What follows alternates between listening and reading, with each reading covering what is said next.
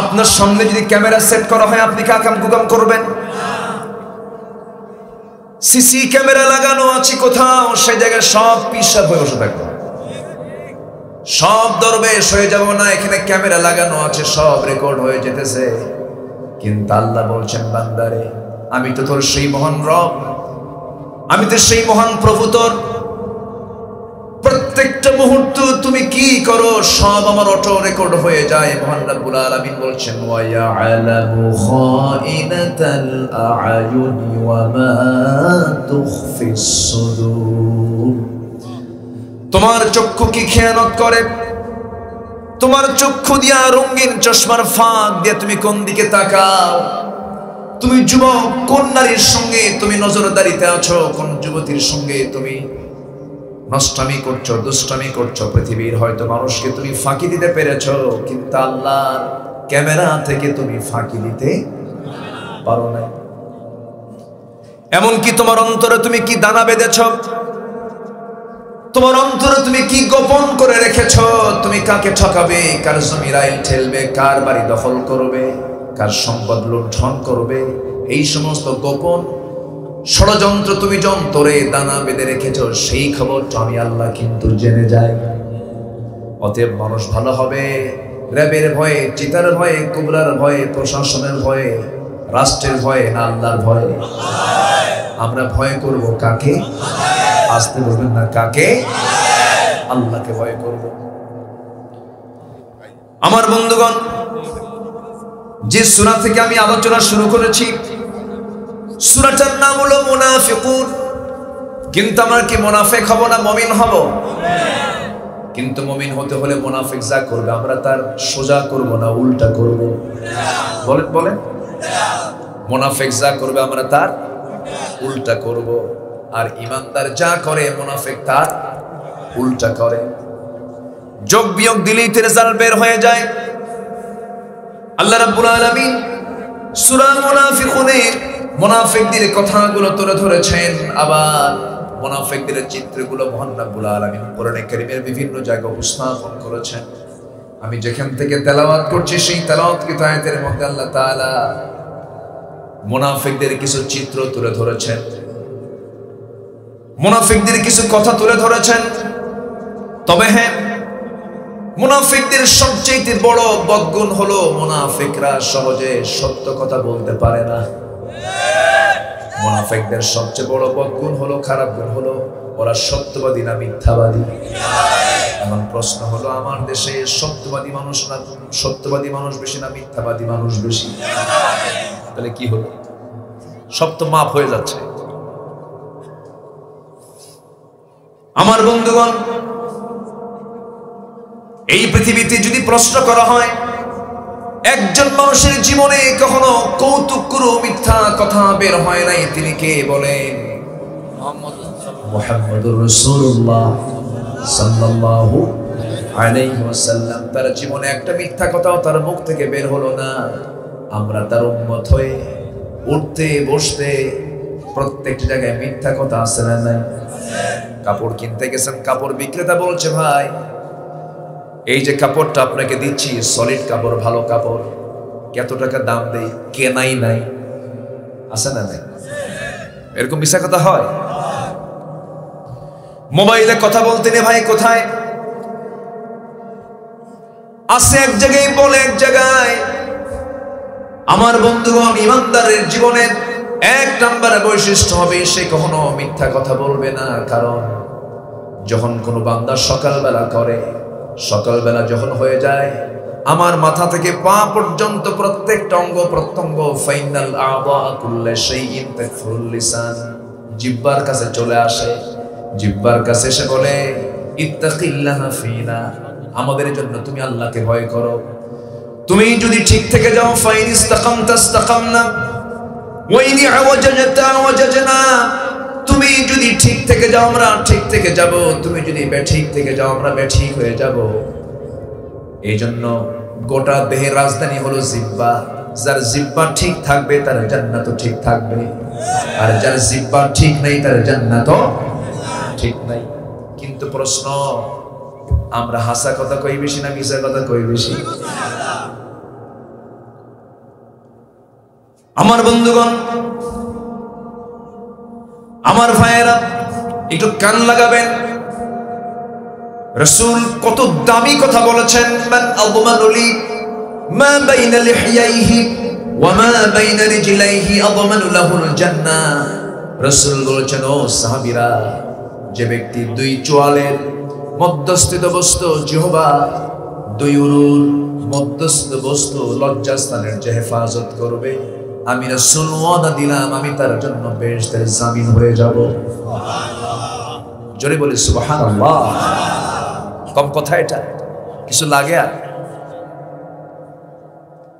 আমার ভাইয়েরা, মুমিনদের জন্য কি কি গুণ থাকা উচিত সূরা মুমিনুন আল্লাহ রাব্বুল আলামিন বলে দিয়েছেন। যারা পারেন ঠোঁট মিলে আমার সঙ্গে আওয়াজ দিয়ে বলুন, قد أفلح المؤمنون الذين هم في صلاتهم خاشعون والذين هم عن اللغو معرضون والذين هم للزكاة فاعلون والذين هم لفروجهم حافظون إلا على أزواجهم أو ما ملكت أيمانهم فإنهم غير ملومين فمن ابتغى وراء ذلك فأولئك هم العادون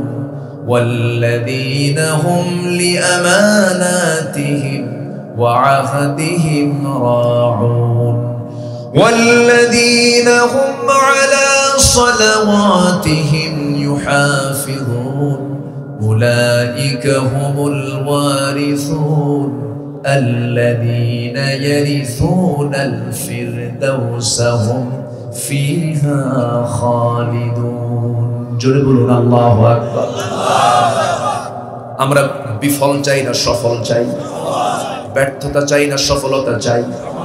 আমরা সফলতার সঙ্গে নেব কার কাছ থেকে? আল্লাহ যা দিবেন আমাকে পরামর্শ, খারাপ না ভালো? আল্লাহ ছাড়া যার পরামর্শ নেব সেই পরামর্শ খারাপ হবে না ভালো হবে? খারাপ হবে। আল্লাহ দিচ্ছেন পরামর্শ, শোনো বান্দারা, 7টা কাজ করো। কয়টা? 7টা কাজ করবা, ইমানের গুণ তোমার মধ্যে ঢুকে যাবে। 7টা কাজ করবা, তুমি সফল হবে। 7টা কাজ করবা, আমি তোমাকে 1 নম্বর জান্নাত ফিরদাউস দিয়ে দেব। কার কথা? আল্লাহ বলছেন, নাম্বার 1, নামাজটাকে খুশুর সঙ্গে আদায় করবা, মনোযোগ দিয়ে নামাজ পড়বা। আজকের সমাজে নামাজি বেশি না বেনামাজি বেশি? হ্যাঁ, বেনামাজি বেশি। নামাজ পড়তে চায় না। মুসলমান নামের আগেও মোহাম্মদ, আবার নামের শেষও ইসলাম। মোহাম্মদ মুজাহিদুল ইসলাম, শরীফুল ইসলাম, আছে না নাই? নামের আগে মোহাম্মদ, শেষে ইসলাম, কিন্তু নামাজ 5 ওয়াক্ত পড়ে না, নামাজের কোনো ধার ধারে না। আবার কিছু সংখ্যক মুসলমান আছে নামাজও পড়ে, রোজাও রাখে, কিন্তু তার নেতা হলো বেনামাজি, চরিত্রহীন লম্পট। আছে না নাই? নামাজি আবার বেনামাজিকে মানবে কেন? নবীর পিছনে নামাজ পড়তো তারা হলো মুনাফিক। চিন্তা করে, নামাজ পড়লে কিন্তু আবার মুসলমান হওয়া যায় না। কি সমস্যা? কি কথা বলে কেন? কিছু ক্যামেরা উঠাবে, কিছু ছবি তুলবে, আওয়াজ দিবে, তো আপনি তো একটা ডিস্টার্ব। এখানে মেহমানরা এসেছেন, মেহমানকে সম্মান করা কি ওয়াজিব? সুন্নাত কে কইছে? মেহমানকে সম্মান করা কি ওয়াজিব। রাসূল বলেছেন, যার ঈমান আছে সে যেন মেহমানকে সম্মান করে। রাসূল এক ইহুদির লাশ দেখলেন, রাসূল দাঁড়ায় গেলেন। কার লাশ? লাশ দেখে রাসূল দাঁড়ায় গেলেন। সাহাবীরা বললেন, ইয়া রাসূলুল্লাহ, আপনি দাঁড়ালেন? তিনি বলছেন, কি হয়েছে? হুজুর, সে তো ইহুদি। কি ইহুদি তো হয়েছে, কি হয়েছে? সে কি আদম সন্তান না? আল্লাহু আকবার বলেন। আমাদের সবচেয়ে বড় দিক হচ্ছে আমরা মানুষকে সম্মান দিতে জানবো। জোরে বলি ইনশাআল্লাহ। আমার দিকে তাকান, কষ্ট পাচ্ছেন নাকি আপনারা? তাহলে নবীর পিছনে নামাজও পড়তো, রোজাও রাখতো, চোখের পানি ফেলে ফেলে কাঁদতো, কিন্তু নামাজ পড়তো নবীর পিছনে, আর নেতা মানতো আবু জেহেল। এরকম লোক এখনো আছে না নাই?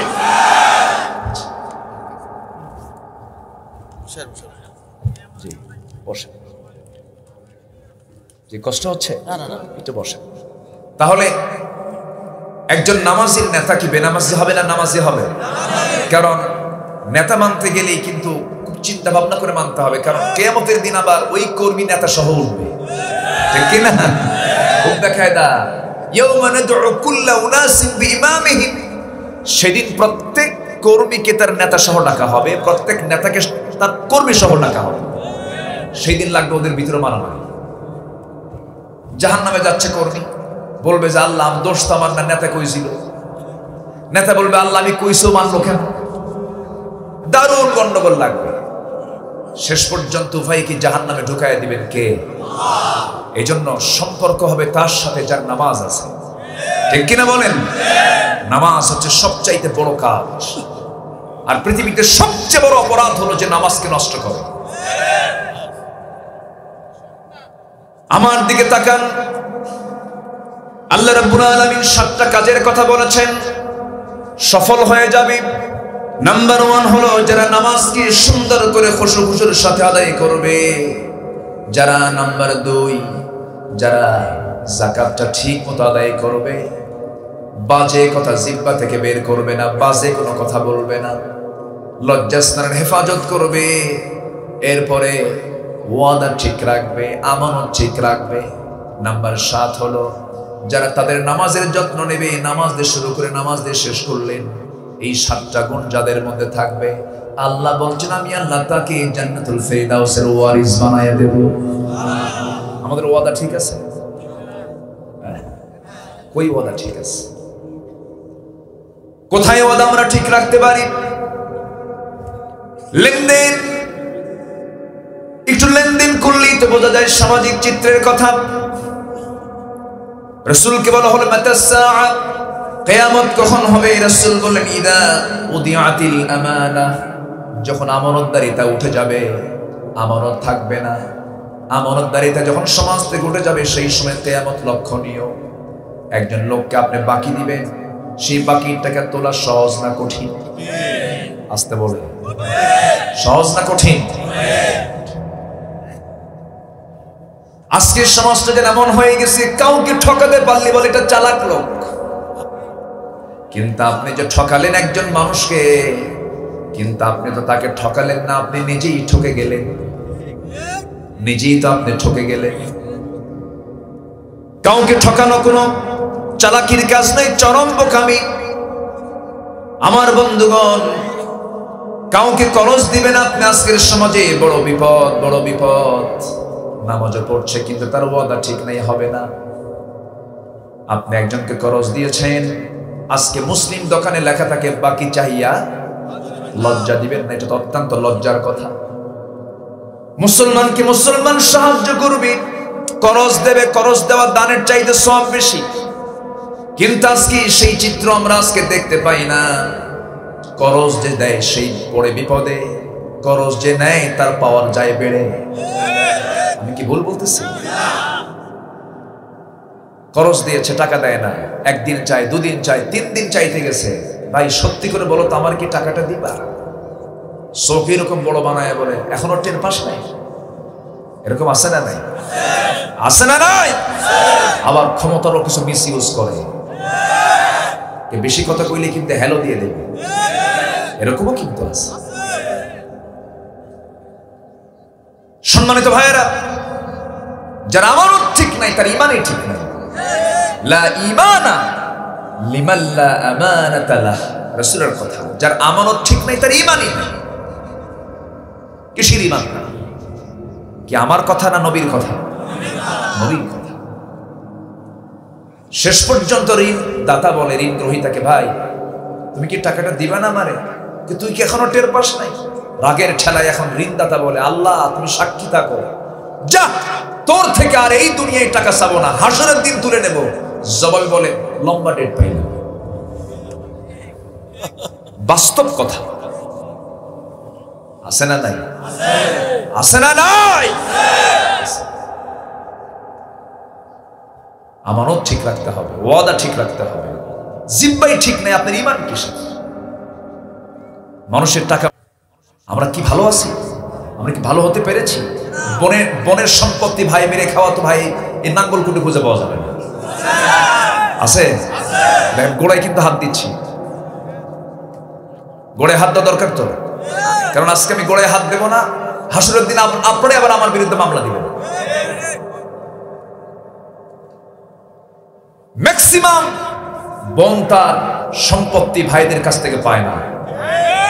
ম্যাক্সিমাম বোনটার সম্পত্তি চাইতে আসলেই ভাইয়ের চেহারা ফ্যাকাশে হয়, কথাও কয় না। আমাদের টেবিলে বহু প্রশ্ন আসে, বহু প্রশ্ন। কেন কেন দিবেন না আপনি? এটা কি আপনার? বোনের সম্পত্তি আপনার দিতে কৃপণতা কেমন? এটা বান্দার হক। কার হক? নামাজ পড়ে কপাল কালো কালো বানাইছেন, দেন নাই হক, আপনি মুনাফিক, আপনাকে জাহান্নাম যেতে হবে। মায়েরা তো মনে মনে খুব খুশি হচ্ছে, ভালো করে ভাই কিছু বসে আছে, ঠিক আছে না?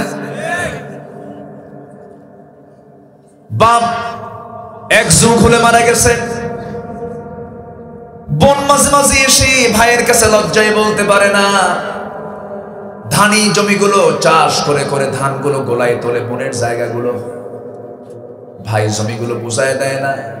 মাঝে মাঝে বছরে 2 বার করে দাওয়াত দেয়, বাড়িতে আসে, নিয়ে এসে সুন্দর করে পিঠা পিঠা খাওয়ায়া পাশে আস্তে করে বসায় বলে, বোন শোনো, বিয়ে শাদী হয়ে গেছে, সংসার হয়ে গেছে, একটা কথা বলি কি, অংশ নিলে কিন্তু ধ্বংস হয়।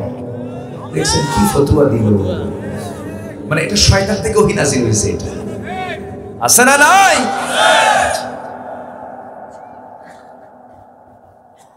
ঈমান এত সহজ বিষয় নয়। আমার থেকে কেউ পাবি এটা আমার জন্য চরম বিপদ, আমি কারো কাছ থেকে পাবো এটা আমার জন্য নিরাপদ। আমি কারো কাছ থেকে পাচ্ছি এটা আমার জন্য প্লাস পয়েন্ট, কিন্তু আমার থেকে কেউ পাবে 1 আনা, কিয়ামতের দিন ওই লোকটার শাহাদাত ক্যান্সেল হয়ে যাবে। ঋণ নিয়ে কবরে যাওয়া যাবে না। ঋণের মারাত্মক মারাত্মক ফলাফল হাসরের দিন বান্দা উপভোগ করবে। শহীদ হয়ে দুনিয়া থেকে বিদায় নিয়েছে, শাহাদাত ক্যান্সেল হয়ে যাবে। আল্লাহ বলবেন শহীদের শাহাদাত ক্যান্সেল হয়ে যাবে ঋণ থাকার কারণে। আমার দেশে ঋণগ্রস্ত লোক গরিব মানুষ বেশি না, ধনী মানুষ বেশি। ধনী তো বেশি। থামেন, বলি কথা আছে তো। 2000 কোটি টাকার মালিক ব্যাংক ঋণ নিয়েছে 4000 কোটি টাকা। 2000 কোটি টাকা কার? ওর বাপের। এগুলো হচ্ছে ভিআইপি ফকির। কি ফকির? বলো, তোমার ভিআইপি গিরি বাজাবে আল্লাহ তাআলা। আছে না? আছে না? খালি লেখা থাকে ঋণ খিলাপিদেরকে বয়কট করুন, শুধু খাতা কাগজে কলমে।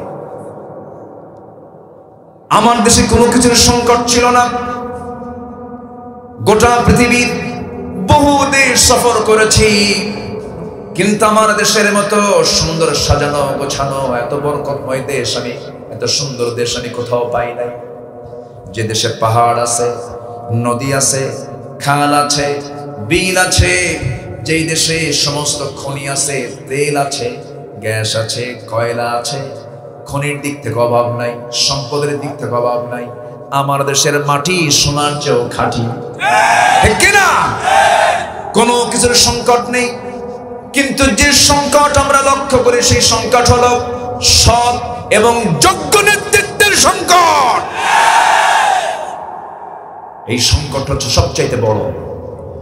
এদেশের স্বাধীনতার স্থপতি বঙ্গবন্ধু শেখ মুজিবুর রহমান, তিনি বলেছিলেন আফসোস করে স্বাধীনতার পরে এদেশের মানুষ, যে দেশের মানুষ দেশ স্বাধীন করে পায় তেলের খনি, গ্যাসের খনি, স্বর্ণের খনি, আমি পাইছি হলো সোরের খনি। এটা বঙ্গবন্ধুর কথা, আমার দোষ নাই, উনি বলেছেন। কি কষ্ট পাচ্ছেন? কর্মী খুঁজে পাওয়া যায় না, সব মঞ্চে এসে উঠে বসে, কেউ সামনে থাকতে চায় না। মঞ্চ তো ভাঙবেই, ভাঙলো না সামনে মাঝখানে।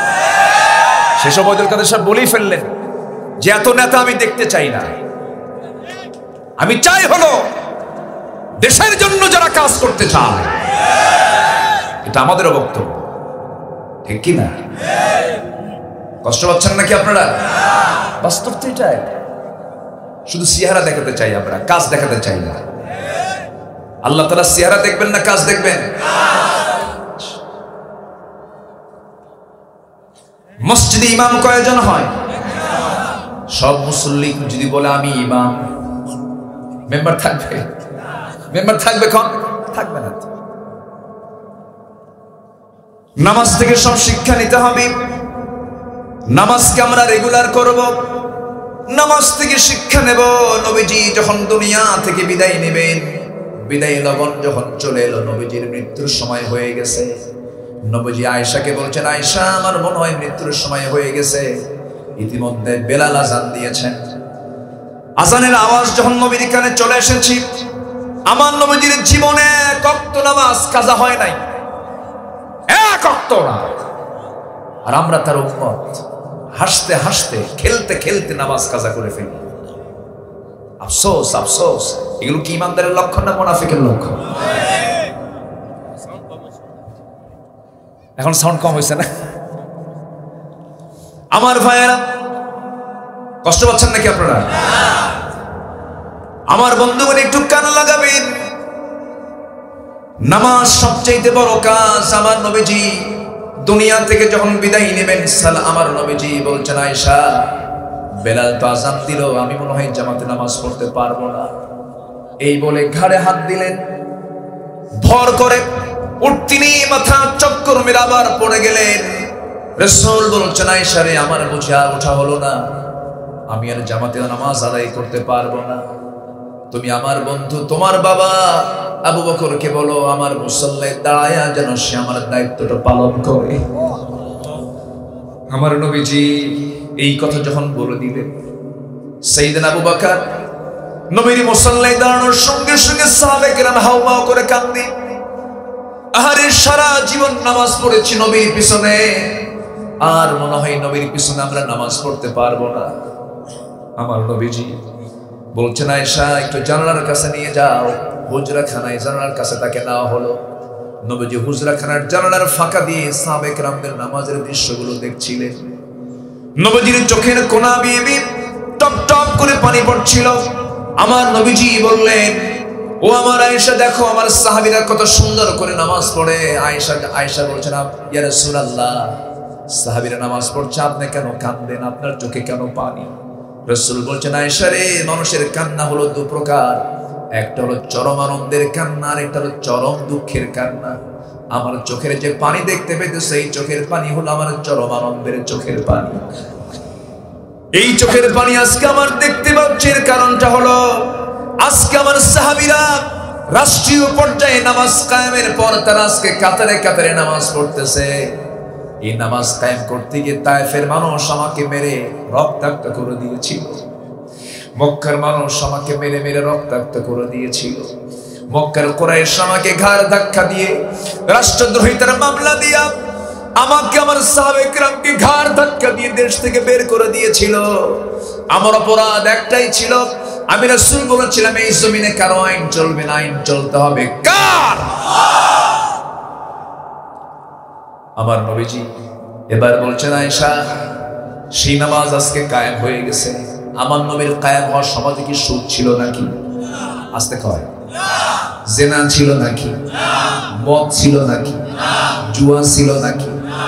এই মদ, জুয়া, জেনা, সুদের কারবার হচ্ছে আবু জেহেলের সমাজে ছিল। আজকের সমাজে এগুলো আছে না নাই? হ্যাঁ, আমরা না নবীর উম্মত?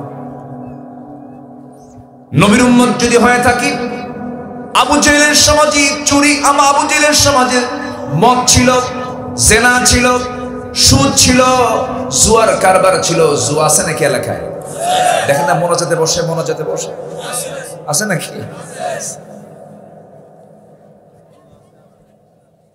বলবো, কথা বলবো, কারো কোনো সমস্যা নাই তো? আমি লজ্জায় মরে যাই যখন আল্লাহর নাম নিয়ে যখন কেউ লজ্জা পায় বলতে। আল্লাহর নাম নেব উচ্চ আওয়াজে, নারে তাকবীরের স্লোগানকে অনেকের বরদাস্ত হয় না। আছে না এটা?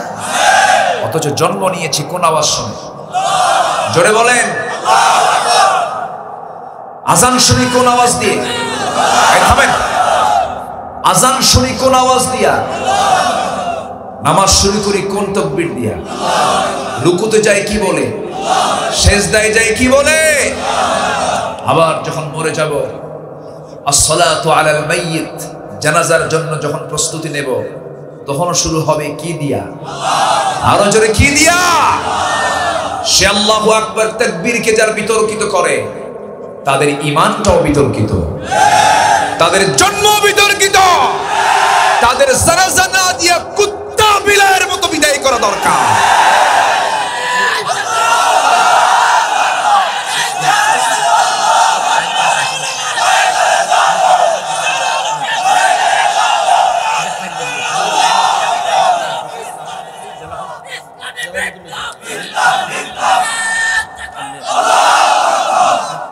আমরা কার নাম নেব? আসতে বলবেন না, কার নাম নেব? এক জায়গায় না সব জায়গায়? মদ খেতে খারাপ জায়গায়, কি জায়গায়? ভালো জায়গায়। কি জায়গায়? ভালো জায়গায়। মদ আছে যেখানে আমরা নাই, জেনা আছে যেখানে আমরা নাই, সুদ আছে যেখানে আমরা নাই। হজ করলে বিশিষ্ট হাজি লেখে আলহাজ, সুদ সুদ খাইলে বিশিষ্ট সুদ করলে। আমার ওয়াজের মধ্যে একটু মিষ্টি কম। এলাকায় সুদ টুদ আছে নাকি? এই সময় কেউ উঠবেন না, উঠলি ভাববো ওটাই সুদ খায়। থাকেন থাকেন বসে।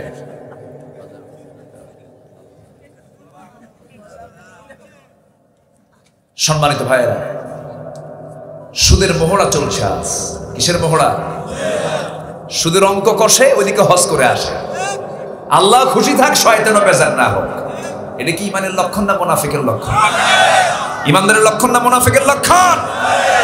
আজকে কোন সূরা থেকে কথা বলছি? আমি কিন্তু গোড়ায় এসে এই সঙ্গে মিলাই দিচ্ছি যে বুঝে নেই আমরা কোন হালতে আছি। আমার ভাইয়েরা, আল্লাহ রাব্বুল আলামিন জাহান্নাম দিবেন বান্দাকে। কাফেরও জাহান্নামে যাবে, মুশরিকও জাহান্নামে যাবে বিনা হিসাবে। কিন্তু মুনাফিককে আল্লাহ তাআলা জাহান্নাম দিবেন সবচেয়ে উপরে না সবচেয়ে নিচে? মুনাফিকটা আল্লাহর কাছে খুব জঘন্য। আমার নবীজি কাফেরের দ্বারা, মুশরিকের দ্বারা যতটুকু না ক্ষতির সম্মুখীন হয়েছেন, সবচেয়ে বেশি রাসূলকে কষ্ট দিয়েছে কারা? আজকেও সবচেয়ে বেশি ডিস্টার্ব করে কারা? কারা? মুনাফিক। নবীজির সংসার রাসূলের আম্মা জান আয়েশার সাথে কোন এক অভিযানে গিয়েছেন। যুদ্ধের ময়দান থেকে ফিরে আসার পথে রাসূল বলেন, আয়েশা তুমি যে হাওদায় আছো, মানে পালকি, উটের পিঠে পালকিতে চড়ে তিনি আসতেছিলেন। তো রাসূল একজনকে দায়িত্ব দিলেন যে আয়েশাকে তোমার আর লক্ষ্য করবো না।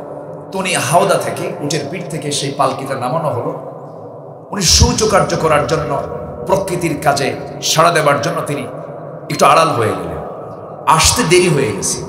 এইদিকে যিনি দায়িত্বে ছিলেন উনি করলেন কি, ভাবছেন যে হাওদার মধ্যে ওই পালকির মধ্যে মনে হয় আম্মা জান আয়েশা আসেন মনে করে তাকে আবার উটের পিঠে উঠায় নিয়ে চলে আসছে। এইদিকে উনি এত ওজন শূন্য ছিলেন, এত চিকন, মানে ভিতরে থাকলেও সে ওজন, না থাকলেও সে ওজন, চিকন মানুষ ছিল। নবীজির স্ত্রী আম্মা জান আয়েশা চলে আসছে, সব চলে গেছে। আম্মা জান আয়েশা এসে দেখেন কেউ নাই, সব চলে গেছে। ভাবলেন কি করা যায়। তখন পর্দার আয়াত নাজিল হয়েছে। উনি কাপড় চোপড়ে ঢেকে ঢুকে তিনি আড়াল হয়ে এক জায়গায় বসে থাকলেন। রাসূল একজনকে দায়িত্ব দিয়েছেন, সাফওয়ান তুমি সবার শেষে আসবে, যদি কেউ বাদ পড়ে তোমার দায়িত্ব আমানত মনে করে মদিনা পর্যন্ত পৌঁছায় দিবে। কোন সাহাবী যদি বাদ পড়ে, বাদ তো কেউ পড়ে নাই, বাদ পড়ছে একদম মিসেস মুহাম্মদ সাল্লাল্লাহু। নবীজির স্ত্রী আম্মা জান আয়েশা বাদ পড়ে গেছে। ঘটনা, রাত হয়ে গেছে। সাফওয়ান বলছেন, আম্মা জান, নবীর স্ত্রীরা কি উম্মাহাতুল মুমিনিন, বলতেছেন আপনার কোনো টেনশন নাই, আপনার কোনো চিন্তা নাই, রাসূল আমাকে দায়িত্ব দিয়েছেন ঘোড়ার পিঠে উঠায় নিয়া আমানত মনে করে নিরাপত্তা সহকারে নবীর ঘরে পৌঁছায় দিলেন। কিন্তু এই কথা যদি মুনাফিকের কানে যায় কি হতে পারে বলে? কি হতে পারে? রাতের আধারে সাফওয়ান রাদিয়াল্লাহু তাআলা আনহু প্রয়োজনের পরিপ্রেক্ষিতে, মুক্তাজায়ে হাল অবস্থার পরিপ্রেক্ষিতে তাকে সেখান থেকে নিয়ে চলে আসলেন, নবীর ঘরে পৌঁছায় দিলেন। এই দিকে গোটা মদিনায় সমস্ত মুনাফিকরা ব্রেকিং নিউজ দিয়েছে। কি নিউজ? Breaking news. তোমরা কি জানো আয়েশার চরিত্র নষ্ট হয়ে গেছে? মুনাফিক আছে না এরকম? আছে না? নাই? মামলা দেন, নিরপরাধ মানুষের নামে মামলা দেন, আল্লাহর মামলা থেকে রেহাই পাবেন না। জমিনিয়া মামলা দেন অযথা। আপনি জানেন যেটার খাজনা খারিজ আপনার নামে হবে না, এরপর দখল করে থাকেন। আপনি মুনাফিক। আপনি কি? আমরা ভালো হব, জোরে বলি ইনশাআল্লাহ। কষ্ট পাচ্ছেন? সত্য কথা একটু তিতা লাগে, কিন্তু কিচ্ছু মনে করা যাবে না ভাই, একটু কান লাগান। কি লাভ? অন্যকে কষ্ট দিলে নিজেরও দৌড়ান লাগে, অন্যকে ঘামাতে গেলে নিজেরও ঘামতে হয়, মামলা দিলে নিজেরও কোর্টে যাওয়া লাগে। খামাখা কষ্ট দেব কেন? যে আদম সন্তানকে কষ্ট না দিয়ে ভালোবাসবে, আল্লাহ ওই আদম সন্তানকে মাফ করে জান্নাত দিয়ে দেবে। আমরা আপোষ চাই, আমরা সম্প্রীতি চাই, আমরা ভালোবাসা চাই। থাকবো কয়দিন ভাই? এই যে মালিক ভাই বসে আছে, এখানে ভাই বসে আছে, এক্ষুনি যদি মরে যায়, এত হাজার হাজার মানুষ, কেউ কি পারবেন আমাকে জীবিত করতে? কারো কোনো পাওয়ার আছে? কোন নেতা বাঁচাবে? বিশেষ মানুষ বাঁচাবে? ডাক্তার? কেউ বাঁচাতে পারবে? শুধু কি হবে?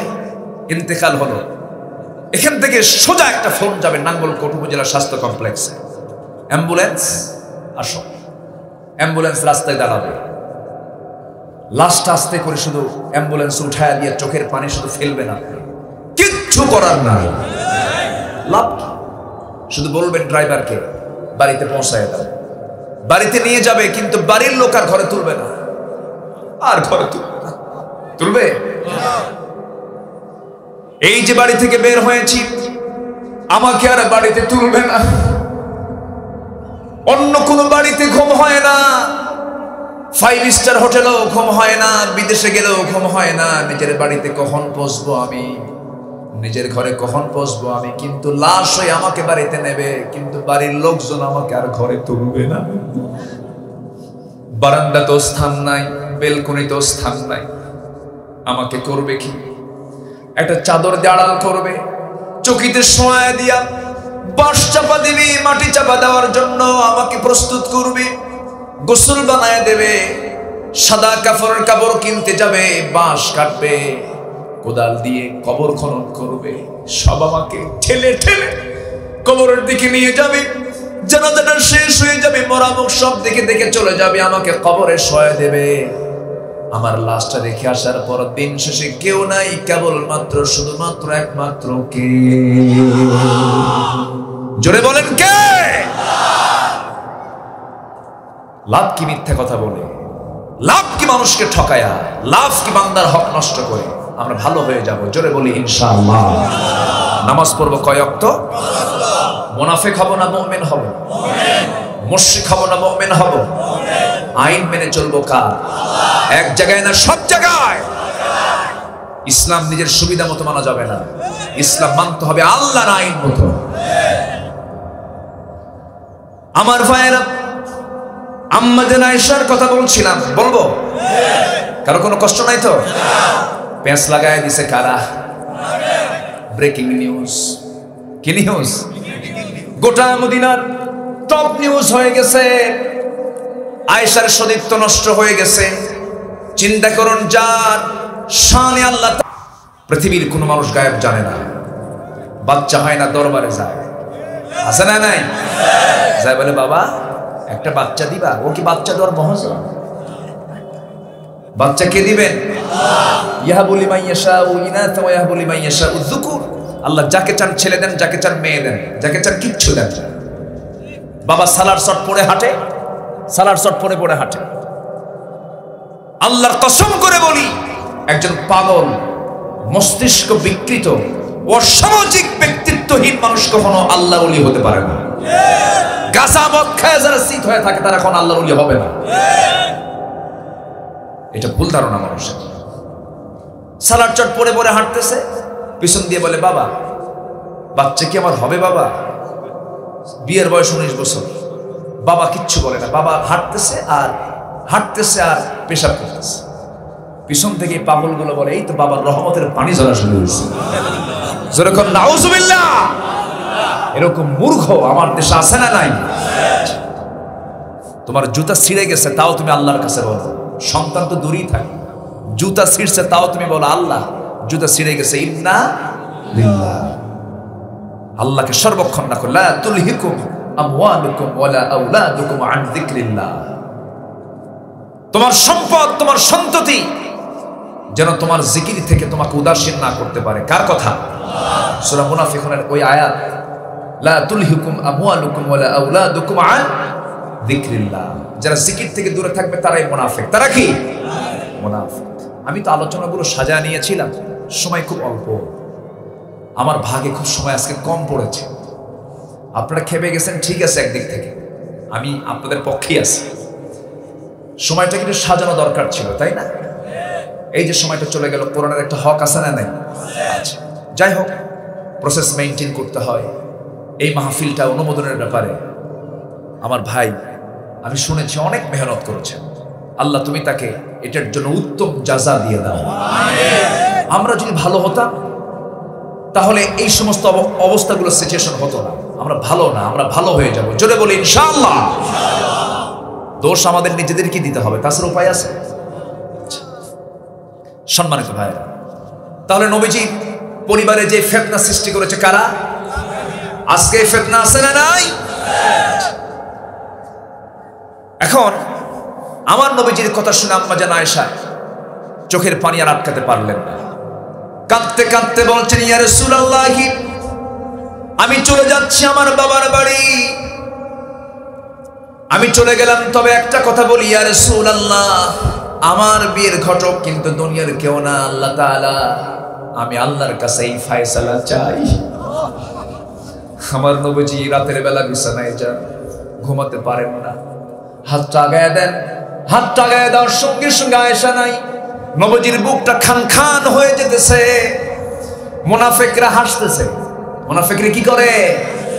কি করে? হাসে। আলেমদের বিপদে মুনাফিকরা হাসে। আরবের কাবা শরীফের ইমাম কনসার্টের বিরুদ্ধে কথা বলেছেন, কথা শেষই হয় নাই, খুতবারত অবস্থায় থেকে তাকে গ্রেফতার করে 12 বছরের সাজা দিয়েছে। যারা এই সমস্ত কাজ করে তারাই মুনাফিক, তারাই মুনাফিক। সম্মানিত ভাইরা, আমার নবীজি কষ্ট পাচ্ছেন, মুনাফিকরা হাসে, কে দেখ পেঁচ লাগায় দিছে। আবার ওই লোকগুলোই আবার নবীর পিছনে এসে নামাজ পড়ে। কথা কি ক্লিয়ার? কথা কি ক্লিয়ার? মুনাফিকদের আলামত সহিহ হাদিসের দৃষ্টিতে 4টা। এই আজান এখানে দিয়েন না, এখানে আজান দিচ্ছে কেন? এখানে আজানটা দিয়েন না, এখানে মুখে আজান দেন। আমি আলোচনা শেষ করি। এটা বোঝেন? আপনি বলেন নাই? ও আচ্ছা আচ্ছা, আজানটা হয়ে যাক, একটু বসেন। আপনি কি চলে যাচ্ছেন নাকি? আবার কেউ যাবেন না, এখন যাওয়াটা কিন্তু আদবের খেলাফ। একজনও নড়বেন না। জোরে বলি ইনশাআল্লাহ। একটু বসুন। হ্যাঁ,